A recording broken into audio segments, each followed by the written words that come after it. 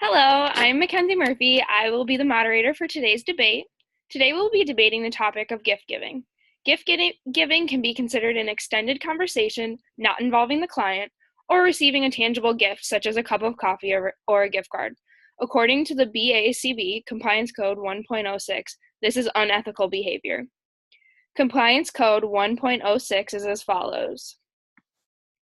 Due to the potential harmful effects of multiple relationships, behavior analysts must avoid multiple relationships. Behavior analysts must also be sensitive to the potential harmful effects of multiple relationships. This debate will discuss whether the action of gift giving is truly unethical behavior. For the pro side, the stater will be Carrie Ann, and the prover will be Kristen. For the con side, the stater will be Kendall, and the attacker will be Becky. Okay, hi, I'm Carrie Ann. I'm going to just talk about the negative effects of multiple relationships. So multiple relationships between therapists and clients are frowned upon and denounced by the majority of therapies in a wide array of fields that go way beyond ABA. The main reasons given for this banning of dual relationships are that clients and their rights must be protected, and that multiple relationships are not only harmful to the clients, but also compromise the integrity of the therapeutic process we are required to provide.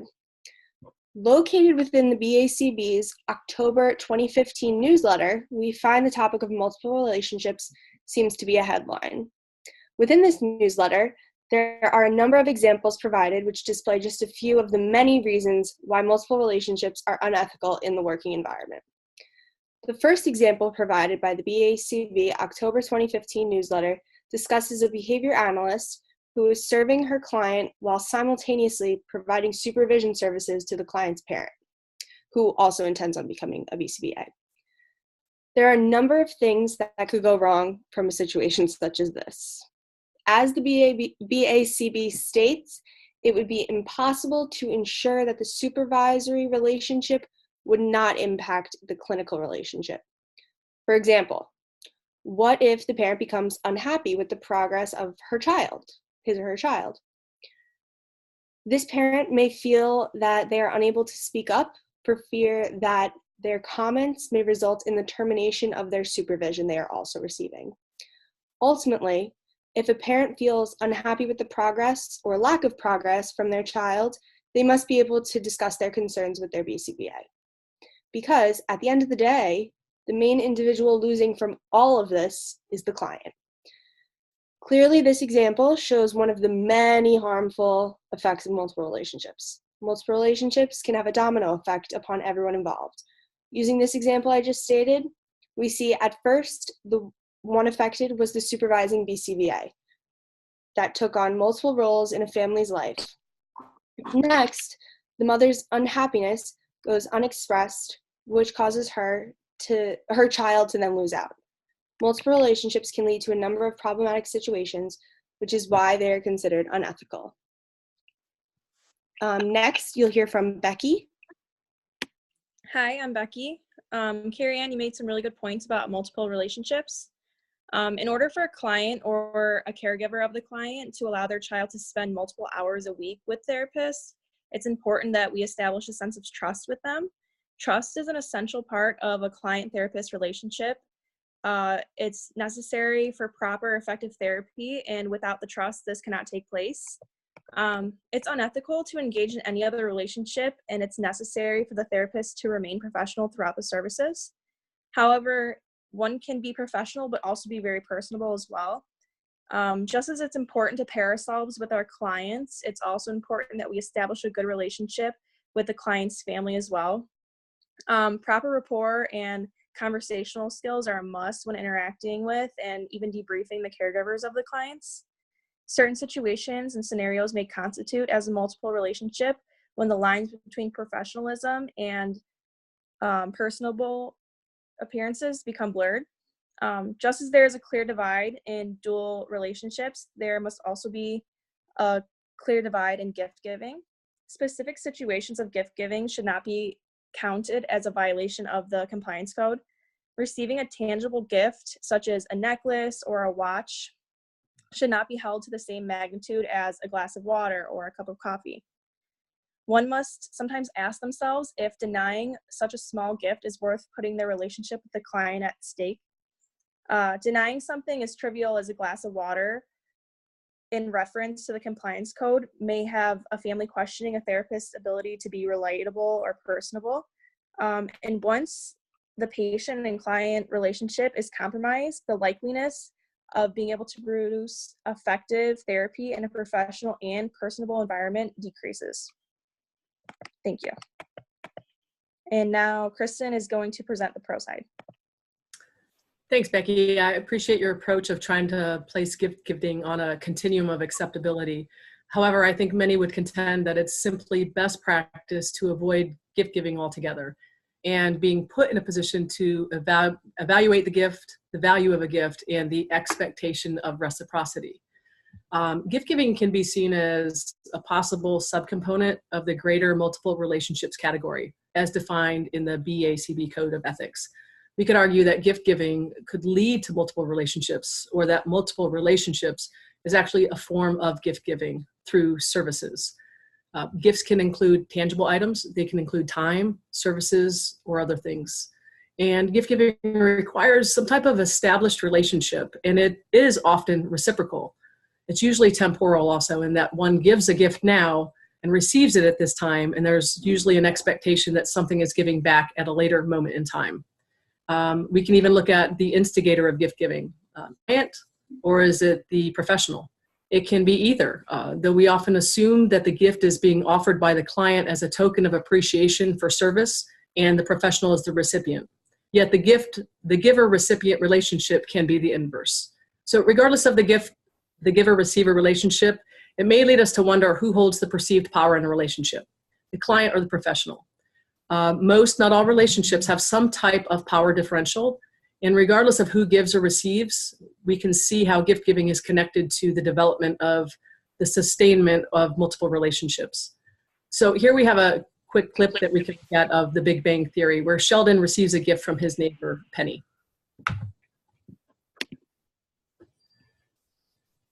I got you and Leonard a few silly neighbor gifts, so I'll just put them under my tree. Wait, you bought me a present? Uh-huh. Why would you do such a thing? I don't know, because it's Christmas? Oh, Penny, I know you think you're being generous, but the foundation of gift giving is reciprocity. You haven't given me a gift. You've given me an obligation. Don't feel bad, Penny. It's a classic rookie mistake. My first Hanukkah with Sheldon, he yelled at me for 8 nights.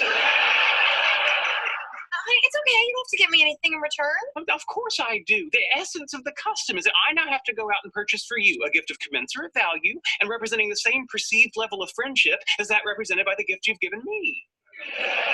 That's no wonder suicide rates skyrocket this time of year. Okay, you know what? Forget it. I'm not giving you a present. No, it's too late. I see it. That elf sticker says to Sheldon. The die has been cast. The moving finger has writ. Hannibal has crossed the Alps. I know it's funny when it's not happening to us. Sheldon, I am very, very sorry. No, I brought this on myself by being such an endearing and important part of your life. I'm going to need a ride to the mall. It's happening to us.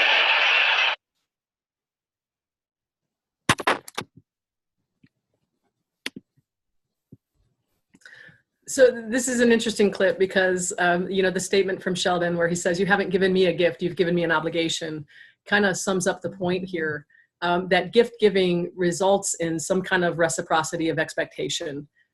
Even people who are really close friends and know each other really well, in a friendship capacity, there can be an association with obligation. There's also the Scheich and Rossman study that details how individuals can mitigate audience disapproval by a disreputable exchange by practicing what they call structural obfuscation. And that's defined as arranging a set of transfers so as to obscure the fact that a disreputable exchange is occurring. And what they did was they looked at 4 different types of exchanges: bundling, brokerage, pawning, and gift giving. And essentially what they said was gift giving is perceived by people to be more acceptable, in that it requires it's a delay in giving and receiving, and it requires a management of relationships. That it's less disreputable by perception. Moral disapproval declines when disreputable exchange is obfuscated or disguised. And gift giving is something out there, it's a part of a cultural norm, so it tends to be more acceptable, but yet the dangers are there because of the associations with obligation and reciprocity. So gift giving in comparison to other transactions can be viewed by the observer as more acceptable because even though you can't always determine intention, there's not always a direct causal relationship between the goods or services exchanged. And in general, people see gift giving as a positive, generous action, but we know that there are some underlying consequences to it in this field.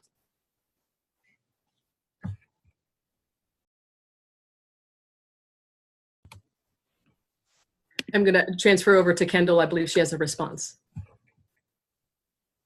Thank you, Kristen. I appreciate what you had to say about multiple relationships and how gift giving requires some type of established relationship.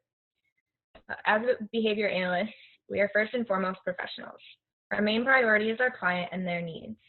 We provide services to our clients and their families to improve their quality of lives by implementing evidence-based interventions. We may end up working with our clients for long periods of time, which in turn means we may have a major impact on different areas of skills and functioning.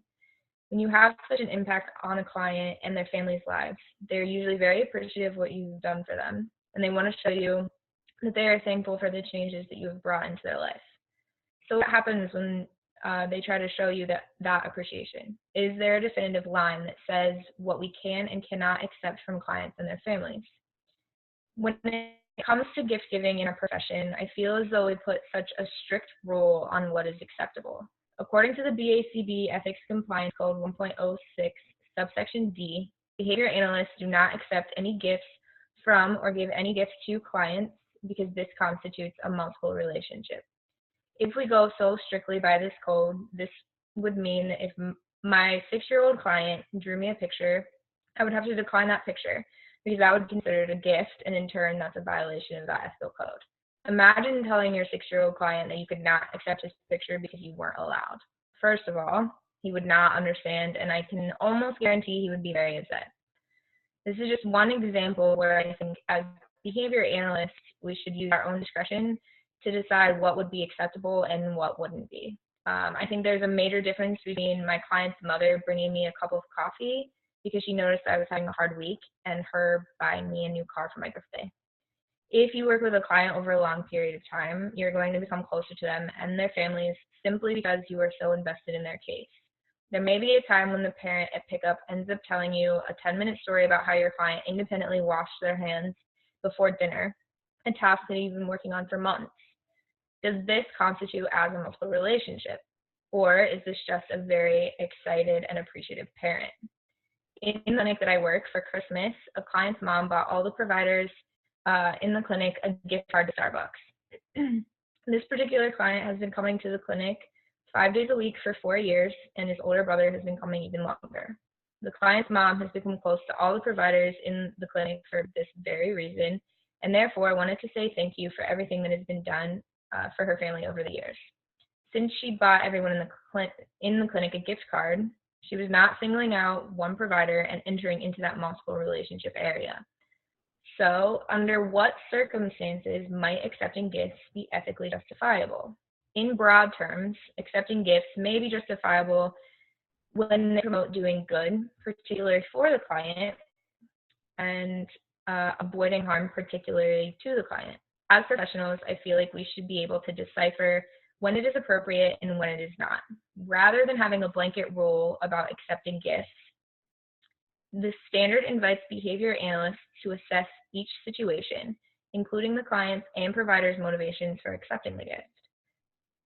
If a client feels pressured into providing a gift, or if the provider is motivated by greed to accept the gift, then accepting the gift would be unethical. If there is an exchange of gifts between client and provider, under what circumstances is it occurring? For a simple act of appreciation and thoughtfulness, I believe that it should be allowed. Next, I think Kristen is going to respond. Yeah, Kendall, thank you for those points. I would also contend that perhaps the best way to show appreciation is through non-tangible demonstrations of gratitude. Once we enter this realm of gift giving, the chances of influence and assumptions and relational power differences, whether they're implicit or explicit, start to impact the relationship, and those opportunities increase. The Zuri Institute outlines all these different potential categories of dual multiple relationships. And they claim that not all dual relationships are unethical, but they outline 8 possible types of dual relationships between clients and therapists. Some of those including like social, communal relationships, professional, business, institutional, forensic, sexual, digital/virtual, and other. And then they provide categories such as they're either choice, optional, legal, ethical. They either happen concurrently or sequentially. They describe the intensity of the contact and the typicality or commonness of the relationship. And the point of, since there's so many different factors that go into the dynamic of a multiple relationship, it's so complex. We could state that it's just best to avoid this dynamic altogether. People don't walk around with this chart with decision making, right, about where does this gift fall on the continuum of acceptability, whether it's the cost or the type of gift. So to keep things simple and avoid any situation where the relationship could cause impairment because it's crossed the line or there's some kind of exploitation or harm, I would argue that just avoiding gift giving altogether is probably the best option. There are also 2 different sources of information that speak to citations of violations. One is the BACB Summary of Ethics Violations and Code Enforcement Activities from 2016 to 2017. They accepted and resolved 219 notices of violations of the ethics codes. The 6th highest violation was with non-sexual, multiple, or exploitative relationships. And there were 27 actionable violations, 15 substantiated violations. There was also a study with getting the perspectives of clinicians regarding dual relationships, the Pope study, and there was so much variability in the interpretation of the different components of a multiple relationship and what was deemed acceptable or not. And so the point is, with so much complexity and decision-making involved to determine if a relationship or gift-giving is on the acceptable realm or not, it seems best to just completely avoid it altogether and be upfront with clients in the beginning of a relationship to let them know why it's not acceptable in the field, and explaining the reasons behind that. Human behaviors are open to interpretation, right? And even in the best of intentions in that moment, it can lead to misunderstandings and unintended exploitation or harm. So it really is best for us to explain the code of ethics up front. By being transparent up front, there's less likelihood of these potential problems occurring in problematic relationships. I'm going to turn it over to Becky, who has a response. Okay. Thanks, Kristen. I feel like if we're talking about misunderstandings, a big misunderstanding that can take place in our field in gift giving is cultural offensiveness. When I had first become an RBT, I worked in Chicago, so I was exposed to a wide variety of different cultures when it came to my clientele. Each culture has their own specific customs and ways of doing things. What one person might find offensive, another person might not pay any mind to at all. Because we're often working with a diverse population, it's important to tailor the ways in which we interact with each client and their families, just as we do with tailoring each behavioral plan to each client. While we're BCBAs first and foremost to our clients, we need to keep in mind that we're spending a lot of time with them, and in a way we have become a key component of their daily lives. There are a number of us who work in homes, and thus we must be respectful of the customs and traditions of our clients when we're stepping into their homes. A few specific cultures in which gift giving and gift receiving is an integral part of their life, so we need to be accustomed to that. Gift giving can be seen as a way to express one's appreciation or gratitude to another person. With the changes that ABA can bring to these people's lives, it's not unnatural for them to want to be expressive of their thankfulness or gratitude to us. Some cultures, such as Middle Eastern cultures and Asian cultures, may take offense to us denying their gifts. As a BCBA, one needs to ask themselves if denying a gift that a client gives them is worth offending them and their traditions. Sometimes denying a gift can be more detrimental to the client and therapist relationship than actually just accepting the gift in the first place as a token of their gratitude. Another thing that I want to talk about is other professions which have compliance codes but aren't as rigid as the BACB compliance code. Sometimes these professionals also work with children who may or may not have disabilities as well. There's no sufficient evidence that I've seen that shows accepting small gifts has any negative impact or negative repercussions between these professionals and their clients or students. One that I immediately thought of and that comes to my mind is teachers. During the holidays, it's common for students and their parents to gift teachers small gifts to show their appreciation for them. There are also instances in which the teacher gifts the students certain things for their hard work or for the progress that they've made. And I can't think of any instance that I've heard of about a teacher accepting a candle or a coffee mug that has negatively impacted their relationship with their students or with their students' parents.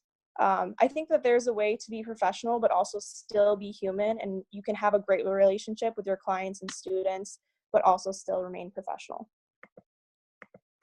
And now, Carrie Ann. All right, thank you. Becky, I appreciate both your opinion and your research on this matter.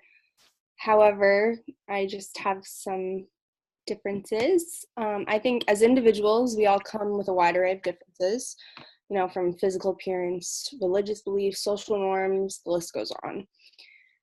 As professionals, we have a responsibility to our clients to obtain the training and/or consultation necessary in order to be competent in working with individuals who have a culture we are unfamiliar with, as it pertains to our services, of course.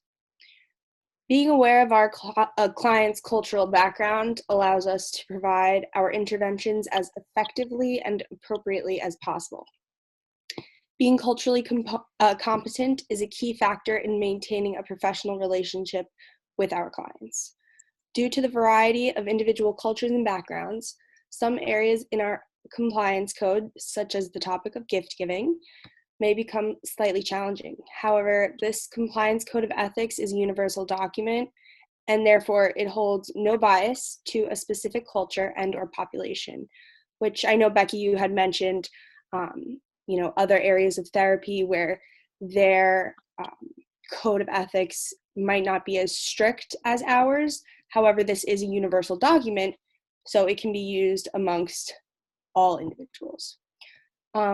Despite the various traditions many individuals have regarding the act of gift giving, we must learn to politely decline.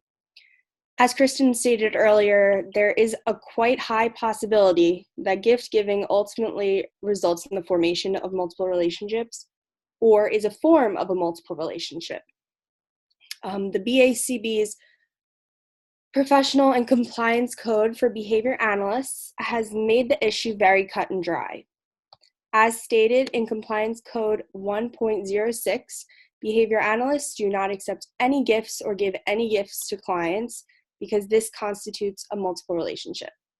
The BACB also stated in their May 2015 newsletter that it is important to acknowledge the thoughtfulness of the gift giver, but we should always explain the ethical code, but not imply that the gift was interpreted as a negative action. Our ethics and the BACB Code of Ethics are to be used and maintained under all circumstances.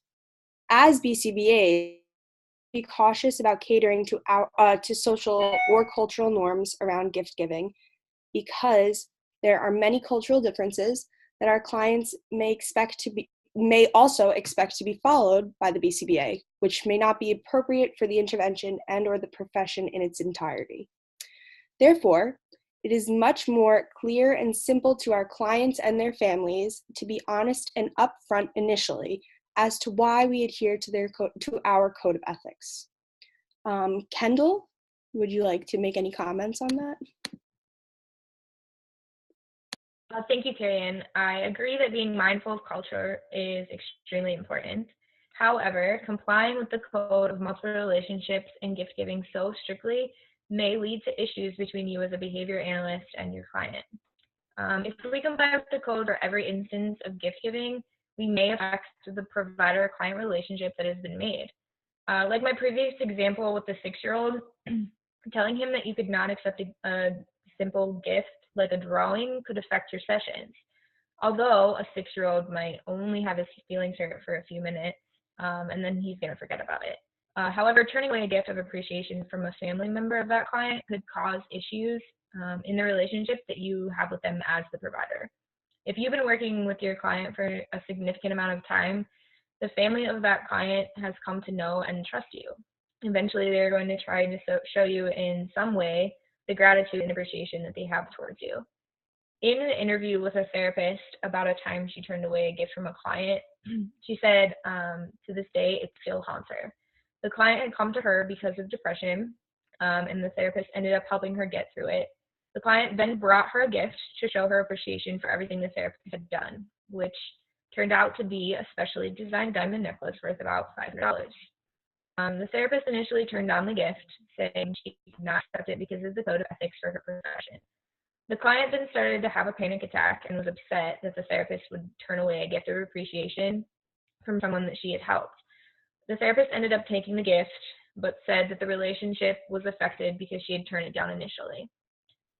So what would have happened if the therapist was adamant about turning down the gift? Would the client have terminated services right away? In these situations, we should be able to decipher what the intentions of the client are. If there's no chance that the client is in any way trying to bribe the provider, or there's no harm being done to the client by accepting the gift, then it should be okay to accept a token of appreciation.